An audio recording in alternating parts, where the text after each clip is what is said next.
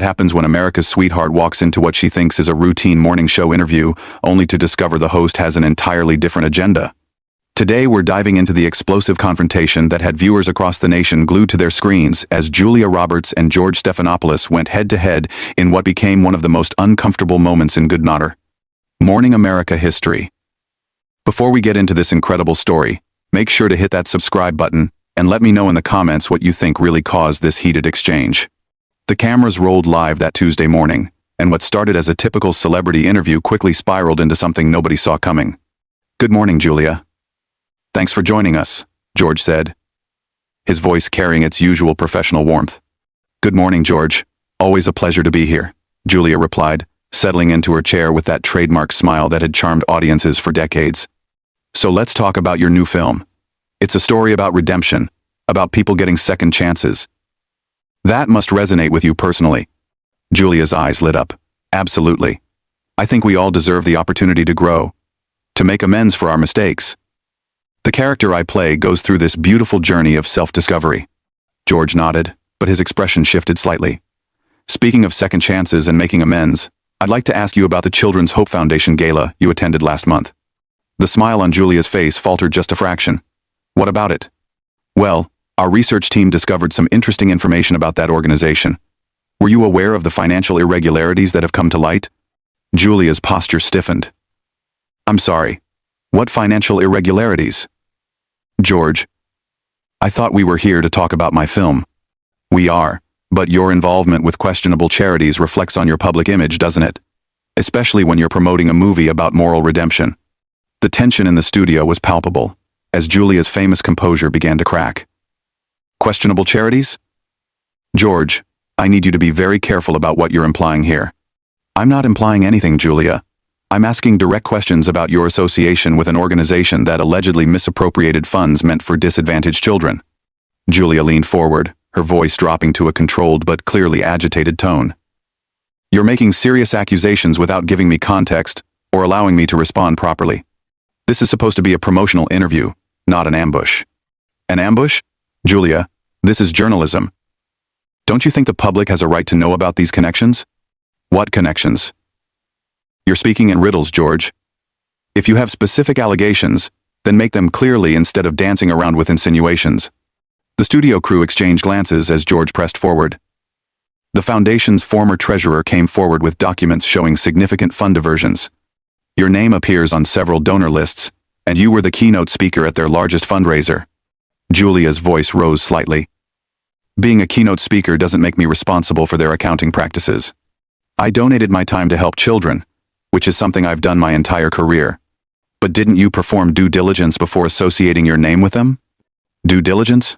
George, are you seriously suggesting that every celebrity should hire forensic accountants before supporting a children's charity?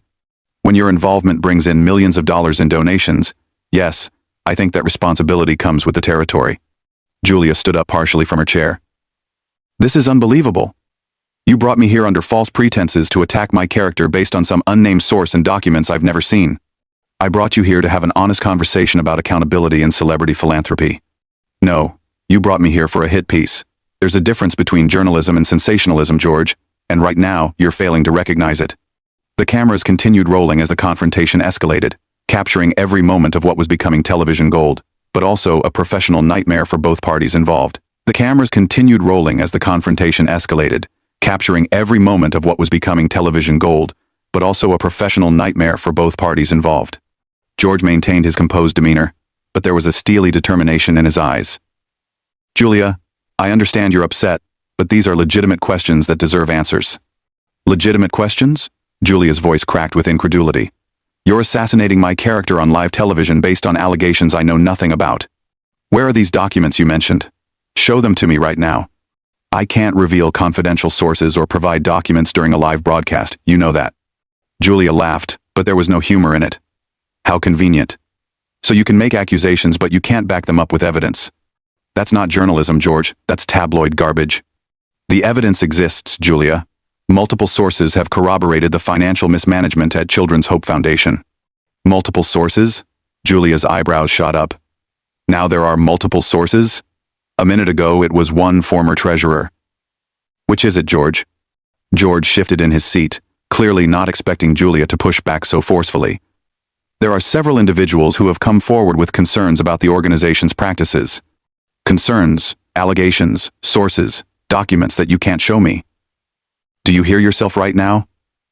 You're destroying my reputation with hearsay and speculation. Your reputation is built on your public actions, and your public actions include lending your name and credibility to organizations that may have defrauded children. Julia's composure finally snapped. May have? May have? George, you're literally saying may have while trying to crucify me on national television. Either they did or they didn't. Either you have proof or you don't. The investigation is ongoing, but the preliminary findings are concerning enough to warrant public discussion. Public discussion? This isn't a discussion, this is a public execution. You scheduled me for a film interview and turned it into a criminal interrogation. George leaned back, his voice taking on a slightly condescending tone. Julia, I think you're being overly dramatic. These are standard questions that any public figure should be prepared to answer. Standard questions? Julia's voice rose another octave. George, in 25 years of doing interviews, no one has ever ambushed me like this. And don't you dare tell me I'm being dramatic when you're the one making wild accusations. They're not wild accusations. They're based on documented evidence of financial irregularities. Then document it. Show me the documentation. Put it on screen right now if you're so confident in your sources. The production team behind the cameras was frantically gesturing, unsure whether to cut to commercial or let the train wreck continue. George glanced at his notes, then back at Julia. The documents are being reviewed by our legal department before they can be made public. Your legal department? Julia laughed again, this time with genuine amusement mixed with fury. So let me get this straight. You don't have the documents here. You can't show them to me. Your legal team is still reviewing them, but you felt comfortable enough to destroy my reputation on live television anyway? Julia, I'm giving you the opportunity to respond to these allegations. Respond to what? You haven't given me any specific allegations to respond to. You've given me vague insinuations and anonymous sources. How am I supposed to defend myself against ghosts? George's professional facade was beginning to crack. The Children's Hope Foundation received over $3 million in donations directly attributable to your involvement. Don't you feel any responsibility for where that money went? Of course I feel responsibility, but I also did my homework. I met with their board of directors, I visited their facilities, I saw the work they were doing with underprivileged children. What more was I supposed to do? Audit their books personally? Perhaps consulting with financial experts before lending your celebrity status to fundraising efforts? George, are you listening to yourself? You're suggesting that every celebrity who supports charity should hire teams of accountants and investigators before they can help children. Do you realize how insane that sounds? I'm suggesting that with great influence comes great responsibility. Julia stood up from her chair completely now, her voice carrying across the entire studio. Don't you dare quote Spider-Man at me while you're trying to destroy my career. You want to talk about responsibility? What about your responsibility as a journalist, to present facts instead of gossip? These aren't gossips, Julia. These are serious allegations from credible sources. Credible sources that you won't name, with documents you won't show, making allegations you can't specify. George, if this is your idea of credible journalism, then Good Morning America has seriously lowered its standards. The tension was so thick you could cut it with a knife. George's co-hosts, who had remained silent throughout the exchange, were exchanging worried glances. The control room was in complete chaos as producers debated whether to intervene. Julia, I think you need to calm down and address the substance of these concerns rather than attacking the messenger. Calm down? Julia's eyes flashed dangerously. You just spent the last 10 minutes trying to paint me as someone who defrauds children, and you want me to calm down? George, I came here to talk about a movie where I play a teacher who dedicates her life to helping kids overcome adversity. Instead, you've turned this into a witch hunt based on unnamed sources and invisible evidence. The evidence isn't invisible, it's just not appropriate for broadcast at this time. Then it wasn't appropriate to bring up these accusations at this time either, was it? Then it wasn't appropriate to bring up these accusations at this time either, was it? George's jaw tightened visibly. Julia, I'm trying to give you a platform to address these concerns before they become public through other channels. Other channels? Julia's voice was incredulous. What other channels? Are you threatening me now? Are you saying that if I don't play along with your ambush interview, you'll leak this story somewhere else? That's not what I said. That's exactly what you implied. You're holding my reputation hostage and demanding I participate in my own character assassination. The studio had fallen completely silent, except for their voices. Even the camera operators had stopped moving, transfixed by the unprecedented confrontation unfolding before them. George took a deep breath, trying to regain control. Julia, let's step back for a moment. The Children's Hope Foundation has been under investigation by the State Attorney General's office for 6 months. This isn't some conspiracy theory or gossip column story. The State Attorney General's office? Julia's demeanor shifted slightly. Why didn't you lead with that information instead of dancing around with vague accusations? Because I wanted to give you the opportunity to explain your involvement before revealing the full scope of the investigation. My involvement? George, my involvement was showing up to speak at their gala and encouraging people to donate to help children. If there's a criminal investigation, then obviously I had no knowledge of any wrongdoing. But you did receive a substantial speaking fee for that appearance. Julia's eyes narrowed dangerously. Excuse me? According to our sources, you were paid $75,000 for your keynote speech. And I donate my time to dozens of charities every year, but occasionally I do accept speaking fees that I then donate to other causes. What exactly are you suggesting? I'm suggesting that accepting payment from an organization that was allegedly defrauding donors creates a conflict of interest. Julia took a step closer to George's desk. A conflict of interest? George, are you accusing me of knowingly taking money from fraudulent activities? I'm asking if you knew about the financial irregularities when you accepted the payment. Of course I didn't know. If I had known about any financial irregularities, I never would have associated with them in the first place. This is exactly what I mean about your irresponsible journalism. You're asking loaded questions designed to make me look guilty regardless of how I answer. George's voice became more aggressive. Julia, you're a sophisticated businesswoman with financial advisors and agents.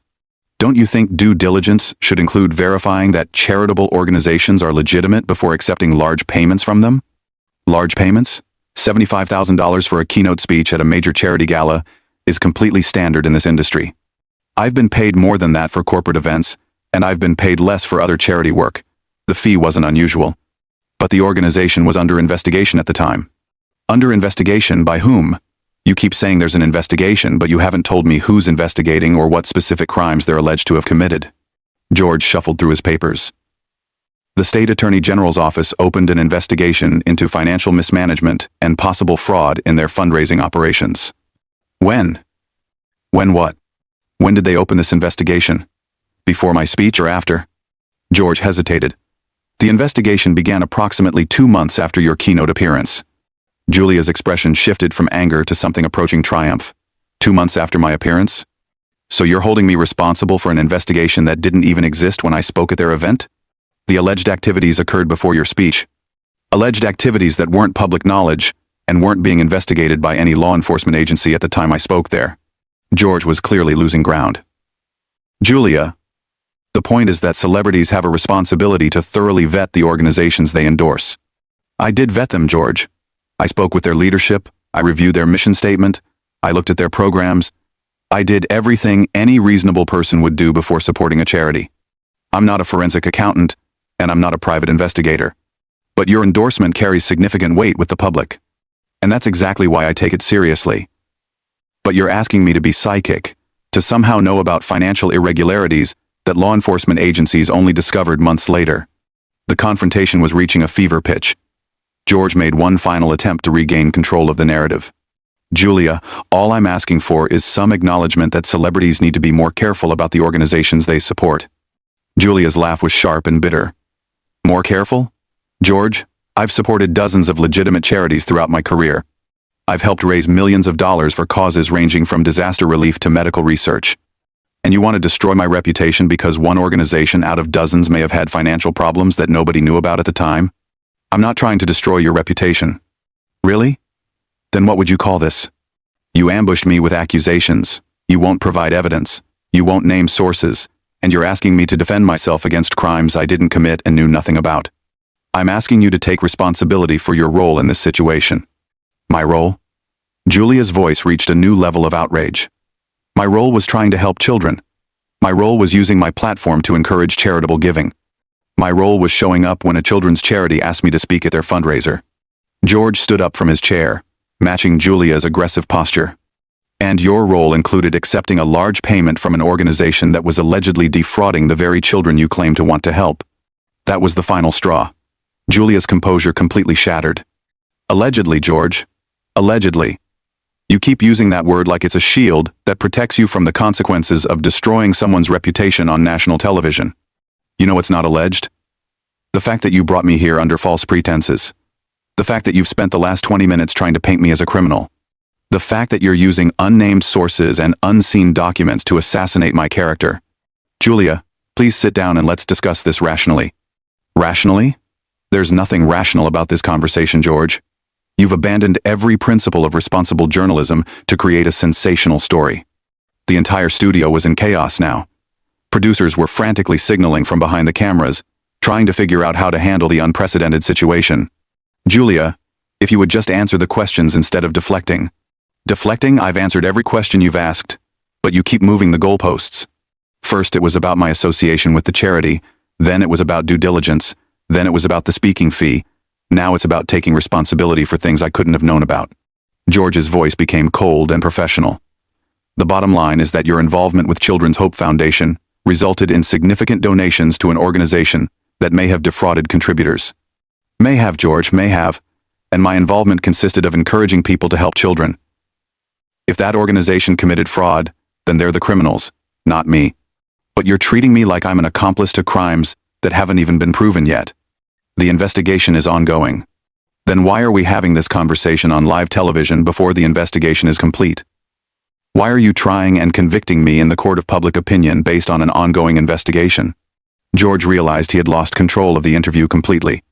Julia, I think we should take a commercial break. No, George, we're not taking a commercial break. You started this ambush, and we're going to finish it. You want to talk about responsibility? Let's talk about your responsibility as a journalist. You have a responsibility to present facts, not speculation. You have a responsibility to give people a fair opportunity to respond to accusations. You have a responsibility to distinguish between news and sensationalism. I've given you plenty of opportunity to respond. You've given me the opportunity to defend myself against vague accusations and anonymous sources. That's not the same thing. The confrontation had reached its absolute peak. Julia was standing at the edge of George's desk, her voice carrying throughout the entire studio complex. George, I've been in this business for over 25 years. I've given hundreds of interviews to journalists who actually cared about facts and fairness. What you've done here today isn't journalism, it's character assassination. And the fact that you're doing it on live television, without giving me advance notice or the opportunity to review the allegations, is beyond unprofessional. It's malicious. George made one final attempt to salvage his position. Julia, the public has a right to know about these connections. What connections? The connection between me and a charity that asked me to speak at their fundraiser? The connection between me and an organization that I had no reason to suspect was anything other than legitimate? You're creating connections that don't exist to justify a story that shouldn't exist. That's when Julia Roberts made the decision that would end her appearance on Good Morning America forever. She reached for the wireless microphone clipped to her jacket. You know what, George? I'm done. I'm done with your ambush journalism. I'm done with your baseless accusations, and I'm done pretending that this is a legitimate interview. She unclipped the microphone and placed it firmly on George's desk. When you decide to practice actual journalism instead of tabloid sensationalism, when you have real evidence instead of anonymous gossip, and when you're ready to treat guests with basic human decency, then maybe we can have a real conversation. Until then, this interview is over. The studio fell into stunned silence as Julia Roberts walked off the Good Morning America set, leaving George Stephanopoulos sitting alone at his desk with a dead microphone and millions of viewers watching the aftermath of one of the most explosive confrontations in morning television history. What started as a routine promotional interview had become a masterclass in how quickly things can go wrong when journalism crosses the line into sensationalism. The confrontation left viewers across the country asking themselves who was really in the right, and whether the line between holding celebrities accountable and destroying their reputations had been crossed that morning in Times Square. So what do you think? Was George Stephanopoulos justified in his aggressive questioning, or did Julia Roberts have every right to walk off that set? Let me know in the comments below, and don't forget to subscribe for more incredible stories like this one.